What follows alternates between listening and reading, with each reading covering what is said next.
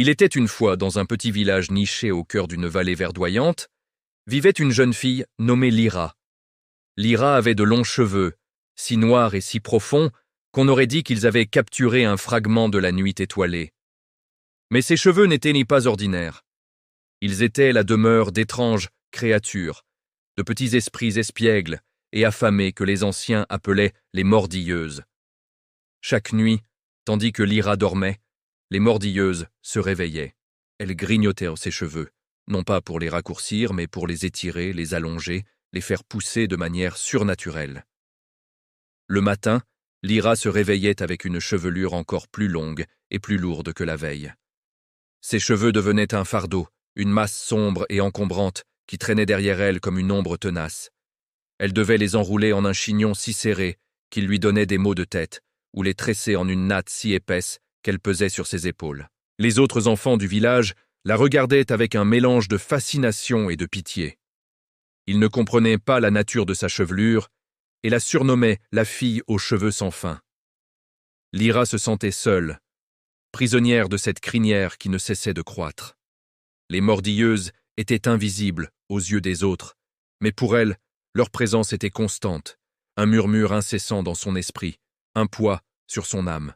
Elle se nourrissait de quelque chose en elle, mais elle ne savait pas quoi. Elle essayait de les ignorer, de vivre comme si de rien n'était, mais chaque jour, le poids de ses cheveux lui rappelait sa différence et son isolement. Elle se sentait piégée, étouffée par cette croissance infinie. Un jour, à bout de force et de patience, Lyra prit une décision radicale. Elle attrapa une paire de ciseaux bien aiguisés, et sans une once d'hésitation, elle commença à couper. Mèche après mèche, les longues mèches noires tombèrent au sol, formant un tapis sombre à ses pieds. Le son des ciseaux tranchant dans ses cheveux était à la fois terrifiant et libérateur. Quand elle eut terminé, elle se sentit incroyablement légère. Le poids sur sa tête et sur ses épaules avait disparu. Elle pouvait enfin bouger librement, courir sans être entravée. Pour la première fois depuis des années, elle se sentit libre. Un immense sourire illumina son visage. Elle pensa que son cauchemar était enfin terminé, mais la liberté de Lyra fut de courte durée.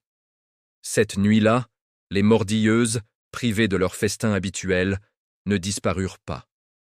Au lieu de cela, elles trouvèrent une nouvelle source de nourriture. Elles s'infiltrèrent dans ses rêves. Ces nuits, autrefois un refuge, devinrent un champ de bataille. Les mordilleuses grignotaient ses songes, les transformant en cauchemars terrifiants. Elle rêvait de chutes sans fin, de couloirs sombres qui se rétrécissaient sur elle, de visages sans traits qui la poursuivaient. Chaque matin, elle se réveillait épuisée, le cœur battant la chamade, plus fatiguée que la veille. Elle avait coupé ses cheveux, mais elle n'avait fait que déplacer le problème. La source de son tourment était toujours là, plus profonde et plus insidieuse qu'elle ne l'avait imaginé. Désespérée, ne sachant plus vers qui se tourner, Lyra décida de s'aventurer dans la forêt ancestrale qui bordait son village, un lieu que les anciens disaient habité par des esprits puissants et sages. Elle marcha pendant des heures, le cœur lourd d'angoisse, espérant trouver une réponse, une solution à son malheur. Profondément enfoncée sous le couvert des arbres centenaires, là où la lumière du soleil peinait à percer, elle rencontra une créature qu'elle n'avait jamais vue auparavant. C'était un esprit de la forêt, un être ancien dont la peau ressemblait à de l'écorce et dont les yeux brillaient comme deux émeraudes. Il n'avait pas l'air menaçant, mais dégageait une aura de calme et de sagesse. L'esprit l'observa un long moment, puis lui parla d'une voix qui ressemblait au murmure du vent dans les feuilles. Il lui expliqua que les mordilleuses n'étaient pas des créatures malveillantes par nature. Elles étaient simplement attirées par une énergie particulière. « Tes cheveux, jeune fille, dit-il, n'étaient pas la cause de ton malheur, mais le symptôme. Ils étaient le réceptacle de toutes tes peurs cachées, de tes angoisses inexprimées, de tes tristesses silencieuses. Chaque fois que tu refoulais une émotion, tu nourrissais les mordilleuses, et tes cheveux poussaient, symbolisant le poids que tu portais en secret. L'esprit continua. En coupant tes cheveux, tu as simplement retiré le symptôme visible. Mais les peurs sont toujours là, à l'intérieur de toi. C'est pourquoi les mordilleuses s'attaquent maintenant à tes rêves, le jardin secret de ton âme. » Ces paroles résonnèrent profondément en Lyra. Elle comprit soudainement. toutes ces années de solitude, la peur du jugement des autres, la tristesse de ne pas être comme tout le monde. Elle avait tout gardé pour elle, construisant une forteresse autour de son cœur, une forteresse dont ses cheveux étaient les murs. Encouragée par la bienveillance de l'esprit, Lyra commença à parler. Pour la première fois de sa vie, elle mit des mots sur ses souffrances. Elle parla de sa solitude, du poids écrasant de sa différence, de la honte qu'elle ressentait. Elle pleura, laissant couler les larmes qu'elle avait retenues si longtemps.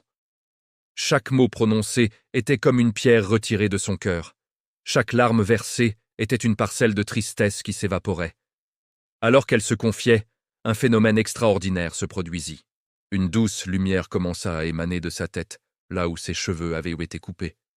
Ce n'étaient plus des cheveux sombres et lourds qui repoussaient, mais des filaments de pure lumière dorée. Les mordilleuses, qui jusqu'alors tourbillonnaient dans l'ombre de son esprit, furent attirées par cette nouvelle source d'énergie. Mais cette fois, elles ne grignotaient plus. Elles semblaient apaisées, baignant dans cette lueur chaleureuse. Elles se transformèrent, passant de petites ombres affamées à des étincelles lumineuses et paisibles, dansant joyeusement autour de la tête de Lyra.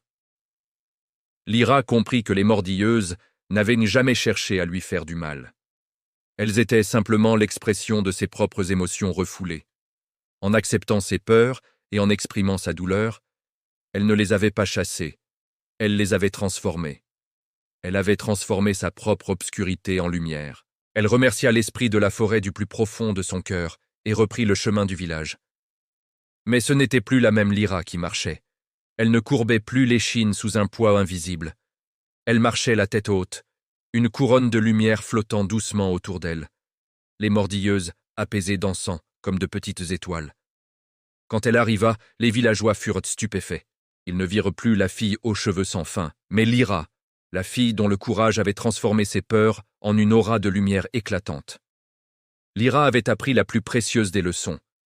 Ce n'est pas en coupant ou en cachant nos fardeaux que nous nous en libérons, mais en ayant le courage de les regarder en face, de les nommer, et de partager notre vulnérabilité.